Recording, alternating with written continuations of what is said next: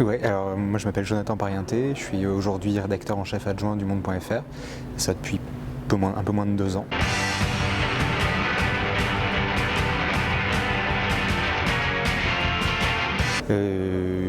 J'ai fait quasiment toute ma carrière, enfin l'essentiel de ma carrière au Monde.fr, donc c'était depuis une dizaine d'années et des années qui ont compté parce que ça a énormément changé par rapport à ce qu'on faisait sur internet en 2006-2007 et ce qu'on fait aujourd'hui. Ça s'est considérablement développé, professionnalisé, voilà, et pas mal d'évolutions. Non, moi j'ai fait des études de sciences, je me destinais à être ingénieur, ça n'a pas trop marché, voilà, donc j'ai arrêté en cours de route au bout de 4 ans, parce que c'était il faut se rendre compte à un moment donné de son propre échec, et je suis rentré dans le journalisme par le journalisme scientifique.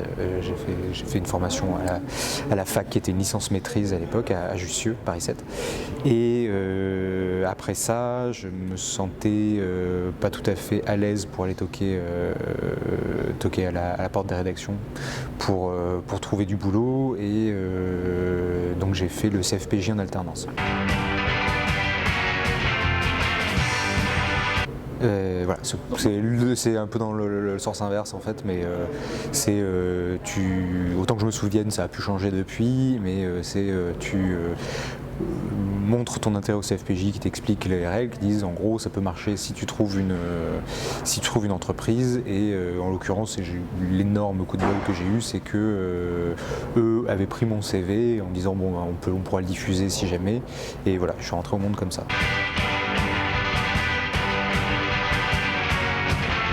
J'ai tenté le concours de Sciences Po, c'était la première année où il y avait une école de journalisme à Sciences Po. Je ne sais plus la date exacte, c'est en 2005 ou 2006. C'était en 2006. Ouais. Ouais, que j'ai lamentablement foiré d'ailleurs. Ouais.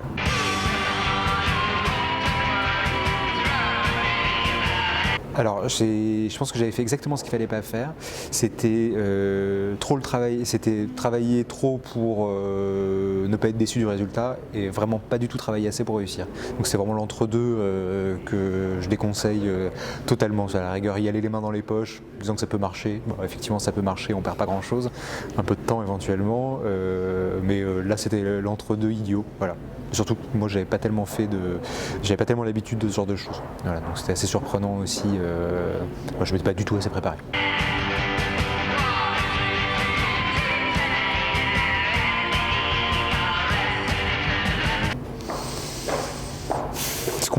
C'est compliqué à dire, et une fois dans le monde du travail, enfin dans la réalité, c'est des questions qu'on se pose plus vraiment en fait, de qui a fait quoi, et voilà, c'est en fait.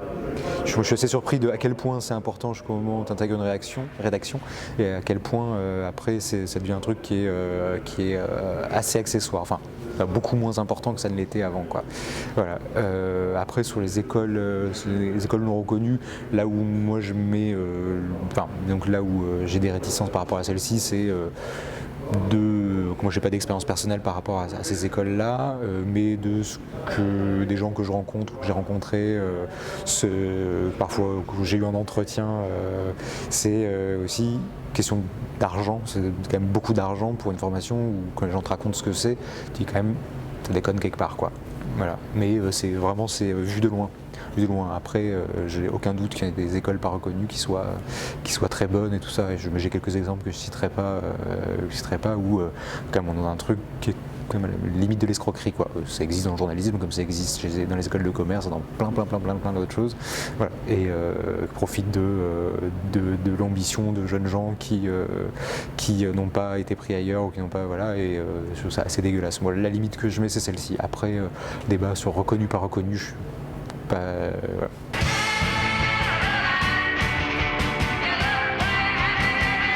Ah oui, bien sûr. Moi j'en suis un exemple, par exemple, parce que le CFPJ, c'est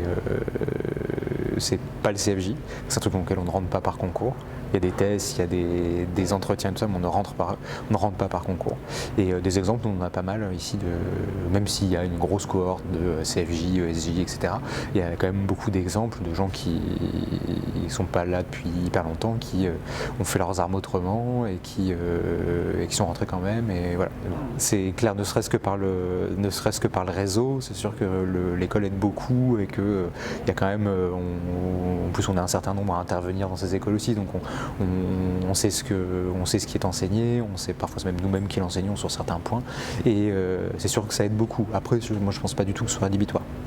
C'est pas du tout. Après, la difficulté, c'est d'amorcer la pompe et de trouver des premiers stages ou des premières piges qui vont permettre d'asseoir sa crédibilité et de rencontrer d'autres gens et de faire ça. Mais je pense pas du tout que ce soit rédhibitoire.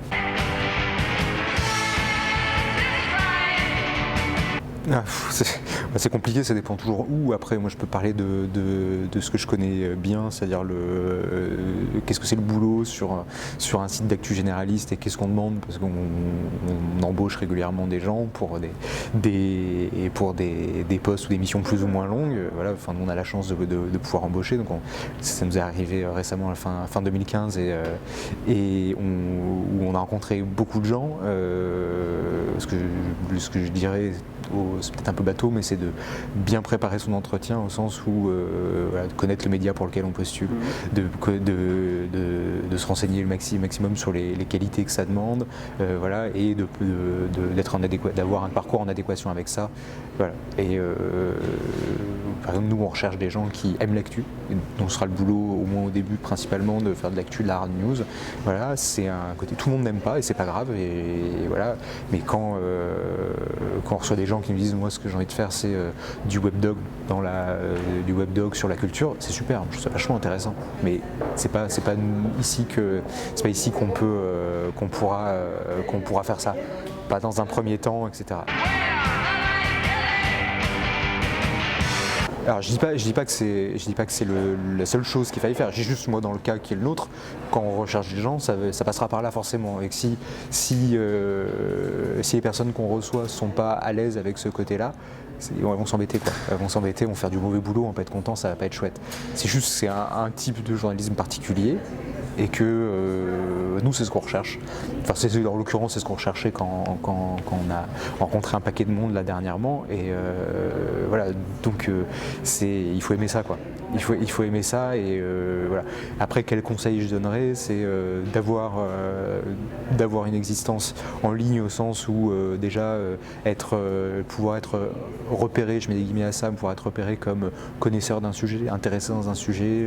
C'est toujours mieux d'avoir un blog, c'est toujours mieux d'avoir fait d'autres choses. Voilà, on est quand même dans une ère où on peut créer sa propre mini-rédaction tout seul, et l'expérience, elle peut se créer aussi comme ça. Ça remplace pas la vie d'une rédac et l'intérêt de bosser en commun avec d'autres gens, avec des contraintes, avec des moyens aussi, ça, mais c'est déjà je pense que ce qui est vachement dur pour des jeunes journalistes qui débutent, c'est d'avoir le premier,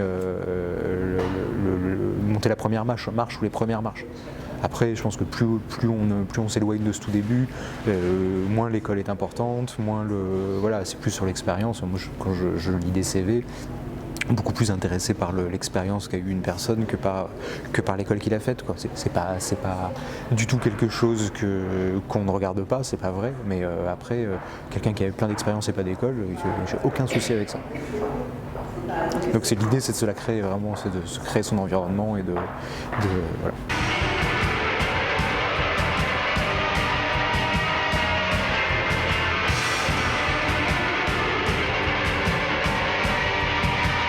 La taxe Tobin. On dit Tobin, pas Thomas? Le monsieur étant américain, j'aurais dit Tobin. Mais... oui, évidemment, c'est ça. Un deuxième? Allez, 132.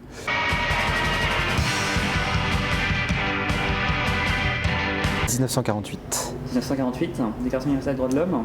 Ouais. Et un troisième? Pas trop loin du coup, 156.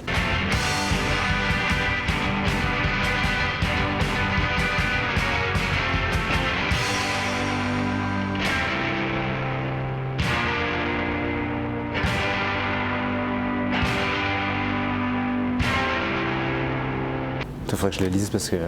C'est plus simple.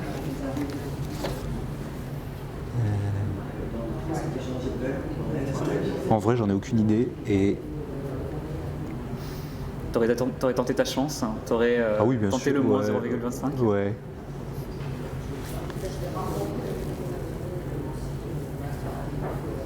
Non, franchement, je sais pas. Je peux en filer une autre. Non. Équation intermédiaire, moins marge.